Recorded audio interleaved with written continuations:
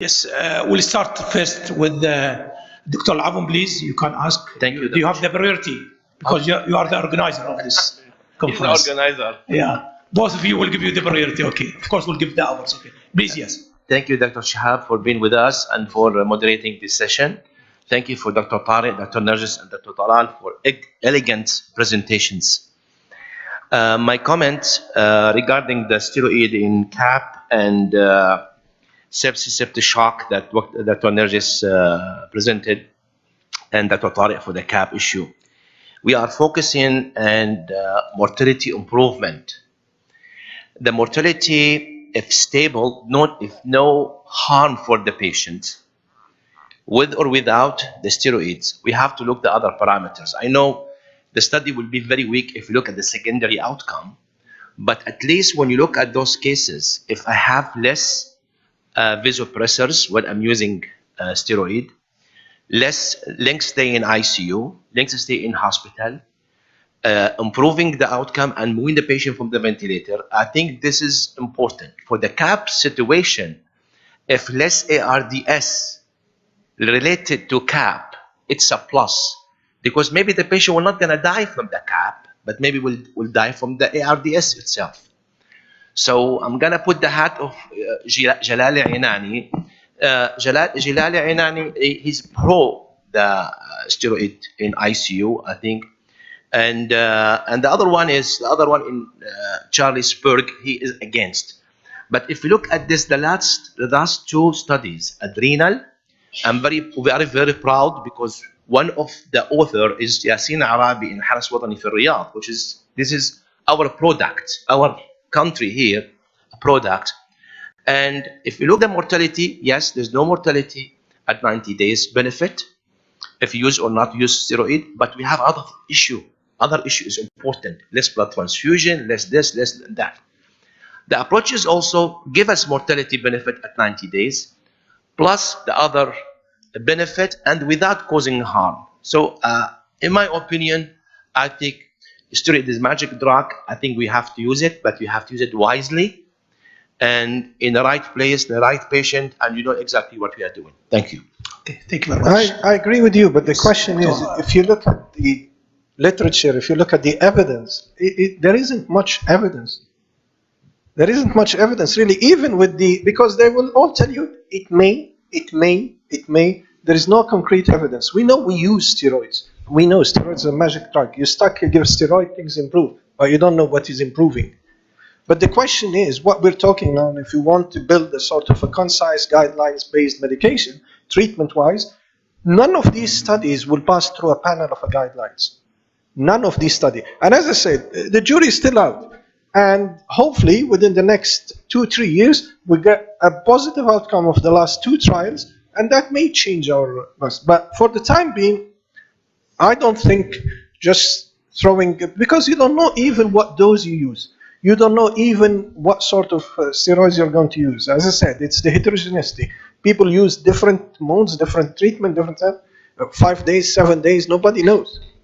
So to send a message to the floor, if you're going to stick with evidence base, yes. If you're going with your anecdote or your experience or my gut feeling tells me this, then that's another issue, but that should not be generalized. Can I just ask Dr. Talal, since you discussed the updated guidelines of sepsis 2018, what about the role of steroid in these guidelines? Please, so because this is very important. We'll discuss the sepsis. I will be neutral in this case, okay? So what about the last sepsis update in the ICU? What about the guidelines? So this guideline was published 2016. Yes. And it was based on Anani 2002 and Corticus 2008. Okay. This new trial, which was presented by Dr. Narjis just now, 2018, was not yet published, the adrenal and the other updated Anani. So 2016 guideline was against steroid a little bit. Against. So in 2004, they said we recommend, because at that time Anani was a fresh trial, 2002. So in 2004, they said go with the steroid. We recommend steroid. In 2008, there was Corticus, which is negative trial. So it came to that negative trial. Okay, it does not work that much. So they said we suggest to go with the steroid for septic patient. In 2012 and 2016, after the new evidence that steroid might be harmful, there was some retrospective trial. The statement was, we don't recommend steroid unless the patient did not improve on fluids and pressures, which is very vague statement. Who knows that this amount of fluid is enough or not enough? Pressures is enough or not enough? Let me highlight this issue, and I will ask Dr. Nargis and Dr. Tariq why they present about steroids. So why we should give steroids for septic patient or for CAP patient, for pneumonia patient? So steroid is anti-inflammatory. So we have to prevent inflammation. So inflammation is a friend of or foe. This is like my question. So when the inflammation will be our enemy and we have to suppress it, do we have any data that will tell me this patient is too much inflammation for this patient? Okay, let's suppress it. Do you have an answer for that, Dr. Tariq and Dr. Nabil? No. There is. Yes. I will answer you. First of all, regarding the steroid and ICU, regarding the surveillance substance campaign, if you look at the people working on, which is the Phil Dillinger is the pioneer in this, he recommended the steroid when we are go with moderate to high dose of levofed. If the patient require high dose but of this is his opinion. his expert opinion. This is expert opinion. Anyway. But he's an expert, that's what I'm saying. But for generally speaking, we don't have to use it unless we reach this. Why? Because the patient is sick enough, and we are now probably in a reversible phase of sepsis. Same thing with CAP. Why maybe steroid is okay? Because now we have to delay the fibrotic phases of the infection by blocking that. Your question, when I use it or not, is it pro-inflammatory or anti-inflammatory? We have to go to biomarkers. When we have a test, can tell me this is high interleukin 1, 2, TNF, and PAF, or interleukin 6 as well, then I'll go with the steroid. You told me, oh, no, the interleukins 4 and 10 are very high in the system. I say no need for steroid. So we don't have it. We don't have it. If you look at the Torres study, the Spanish group, okay, they looked at all these. So they looked at CRP, they looked at interleukin 6, they looked at procalcitonin, and as I said, based on that, that's why they said that steroid may be helpful because it does suppress all these evidence of inflammation, and it gives time to decrease time to clinical stability. 1 minute. Yeah. No, we're talking about IL-6, CRP, and procalcitonin. My question. So interleukin 6 and 1 and 8 and all these pro-inflammatory interleukins, it's a good, not bad. At specific point, we don't know what is it. So interleukins will be, the pro-inflammatory interleukin will harm the patient, will harm the body. At which point do you have a specific level that interleukin 10, oh, it's now 10, okay, we have to suppress it a little bit. Do we have it? We don't. No, we don't. That's the question. Yeah, I'll tell you something. All my talk about, I'm not talking about patients with severe CAP who develop the septic shock or anything. This is a completely subgroup of patients. You deal with them the way you want. You give them steroid, you don't give. That's not. I'm talking about the severe community-acquired pneumonia on a scale of a CARB 65 of 3 or 4 or a pneumonia severity index of 5. So these are not shocked patients. Okay? So this is what you need to understand. What I'm coming from is I'm not talking about shocked patients.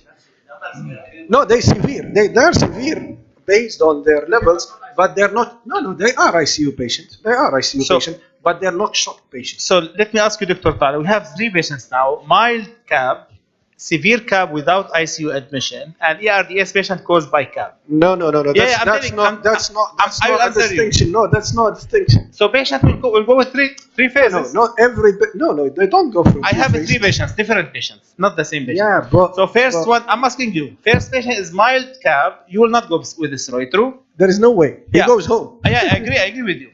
Severe CAP, I understand from you. You might go with the steroid for them. For me, no. Yeah, but what? No. You're not? Yeah, no. Okay, no, because the question is, so you are on the same page. I don't have evidence. With patients who severe CAP who are on septic shock, that's I said. This is completely ICU management. You give steroids. They're not studied. All these studies, they did not look at septic. Yeah, I'm not saying about sepsis. Patient with CAP without sepsis, mild, you will not go with the steroid. Severe CAP without sepsis, you will not go with the steroid. Which I agree with you. And even ERDS patient, the same CAP patient who develop ERDS, there is no benefit of steroids. So at the end, for CAP patient, whatever the degree, you will not go with the steroids. Yes. And that's what we are doing. We are not using it. but I think we have some time. You have to use it, but not. I know the evidence said no, but sometimes you have to feel you're obligated to do it because you don't want the deterioration of the patient to go. We have many times, and Rashid here, we use it for even for ARDS. Just for the yeah, ARDS. let me just cut it short, okay? As ID doctor, our opinion, okay? As you said, IDSA tried their best to avoid this issue. Even the pneumonia guidelines, it was 2007, and they asked a doctor last time in the IDSA in San Diego about this question. What's your opinion about steroid in pneumonia? The answer it was excellent, really. I will tell you the answer. I agree with this answer. The absolute indications of steroid in pneumonia are two, BCP and eosinophilic pneumonia. The others, it depends on your background and your clinical experience, but there is no absolute indication. This is how to answer from the ID practice. With my respect to the ICU doctors, of course, we respect all the ICU doctors.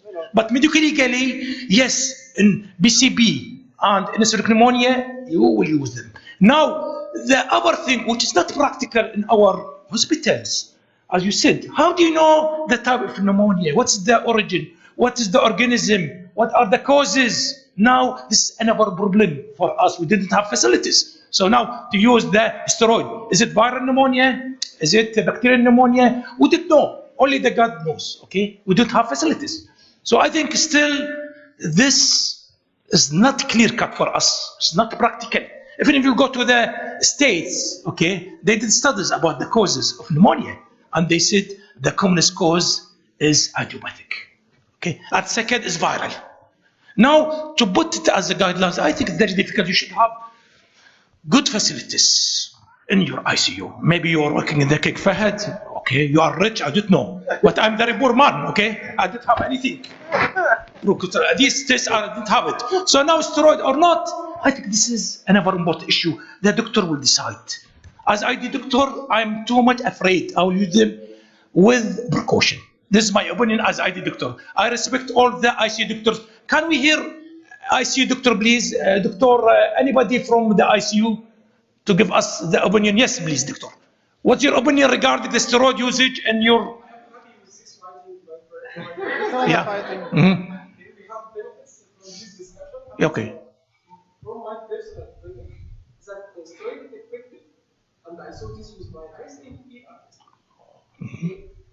I am against steroid in cap. In cap, yeah. Okay, so you're with me. So, okay. sorry, how did you find that? Can you explain more? You said in the RDS is beneficial. How did you know that it's beneficial? You are talking about the chronic phase and about fibrosis, and this is most common in RDS. So when you don't use it, your patient will go to fibrosis phase, and when you use it, the patient will improve. And did you compare that, or just your opinion? I saw many patients improve besides the and we started the steroid since the different. So what if you did not start? What will happen? So you used not to give steroid, and your outcome was bad. And when you use it, the outcome different now. I'm not against, but I'm asking. Okay, see, goodbye. Yeah. I think this is the last. It's controversial. The last debate. Okay, we'll finish. Otherwise, we'll not take our coffee break, please. Okay. It's controversial. I agree with you, but it's controversial. Okay. Okay, we'll have the break now. Okay. Thank you very much. Thank you. We have our break will be 15 minutes, please. Okay.